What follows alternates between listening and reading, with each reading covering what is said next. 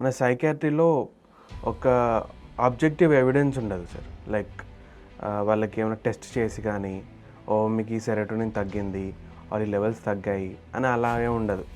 Hopefully మీరు అన్నట్టు మన రీసెర్చ్ అండ్ డెవలప్మెంట్ ప్రాసెస్లో ఫ్యూచర్లో డెఫినెట్గా మనకి పెట్ స్కాన్స్ అలా ఎలా వస్తున్నాయి, కొన్ని ఇది ఆబ్జెక్టివ్ ఎవిడెన్స్ చూపిస్తున్నాయో అలాగే ఐఎమ్ షూర్ ఫ్యూచర్లో కూడా బ్లడ్ టెస్ట్ ద్వారా కానీ ఏమైనా ఈజియర్గా మనం ఒక పేషెంట్కి ఒక అర్థం చెప్పచ్చు. మీకు డిప్రెషన్ ఉంది చూడండి, సెరోటోనిన్ లెవెల్స్ తగ్గి ఉన్నాయి. సో అలా కూడా వస్తుందేమో అని I'm also hoping sir. And దానివల్ల ఒక సీ చేంజ్ ఉంటుందేమో అని నేను కూడా ఆలోచిస్తున్నాను.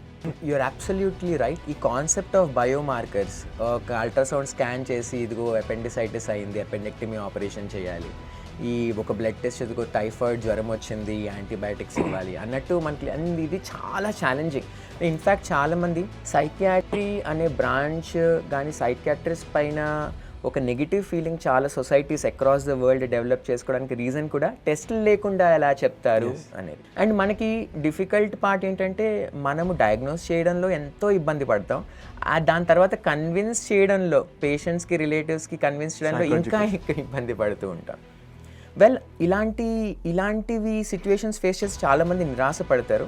కానీ మనం మళ్ళీ ఓపిక సహనంతో ఇట్లా మనం ఎక్స్ప్లెయిన్ చేయగలగాలి. మనం ఫర్ ఎగ్జాంపుల్ ఈ ట్యూబ్లైట్ ఒక బ్రెయిన్ లాంటిది, వైర్ బాగుండాలి, వైర్లో కరెంటు ఉండాలి. ఫోటో తీసాం, వైర్ కట్ అయితే తెలుస్తుంది, లేదంటే ఏం తెలియదు. కరెంట్ ఎలా తెలుస్తుంది? ఫోటోలో తెలుస్తుందా? తెలియదు.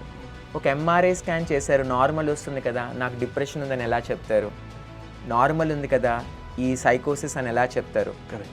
కానీ మన మాట్లాడే విధానం, మన ఇంటర్వ్యూలో detailed patient history, family history, వేరే బ్లడ్ మార్కర్స్ ఏవైతే బయాలజికల్ మార్కర్స్ అన్నీ చూసి దాని తర్వాత మనం ఈ డయాగ్నోసిస్కి వస్తామనేది కన్విన్స్ చేయడం అనేది చాలా డిఫికల్ట్. ఇన్ఫ్యాక్ట్ ఈ మెంటల్ హెల్త్ కేర్ యాక్ట్ 2017 వచ్చిన తర్వాత, పేషెంట్స్ అవేర్నెస్ పెరిగిన తర్వాత ఇంకా డిఫికల్ట్ అవుతుంది. మన బాధ ఏంటంటే ఇదంతా పక్కన పెడితే బాగా అవసరం ఉన్న పేషెంట్స్కి ట్రీట్మెంట్ జరగట్లేదు. ఎస్ సార్, ఎవరికి నీడ్ ఉందో వాళ్ళకి లేదు. Yes sir.